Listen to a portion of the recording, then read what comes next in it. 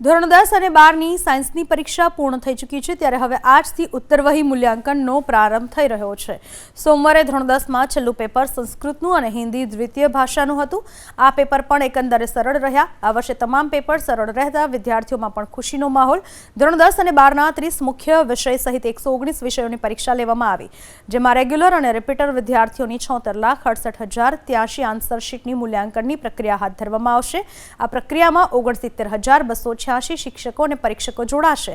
અમદાવાદ, વડોદરા, ગાંધીનગર, રાજકોટ, સુરત, ભાવનગર સહિત નિર્ધારિત પરીક્ષા કેન્દ્રમાં તબક્કાવાર આન્સર શીટનું મૂલ્યાંકન થશે। વિવિધ વિષયોની આન્સર શીટનું મૂલ્યાંકનની પ્રક્રિયા એપ્રિલ મહિના સુધી યથાવત રહેશે।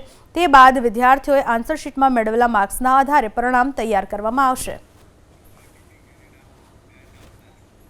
બોર્ડની પરીક્ષા સમયે ગેરરીતિ થઈ હશે તો નિયમ અનુસાર થશે કાર્યવાહી।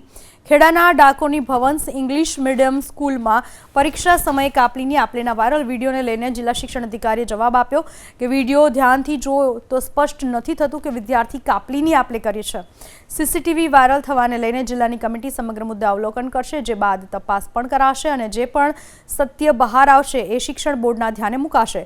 જો કે આ કોન્ફિડેન્શિયલ ફૂટેજ બહાર કેવી રીતે આવ્યા એ તપાસનો વિષય હોવાનો શિક્ષણ અધિકારી કલ્પેશ રાવલે દાવો કર્યો અને આ મુદ્દે કેન્દ્ર સંચાલકને પોલીસ ફરિયાદ માટેની સૂચના આપી દેવામાં આવી હોવાની પણ વાત કરી છે।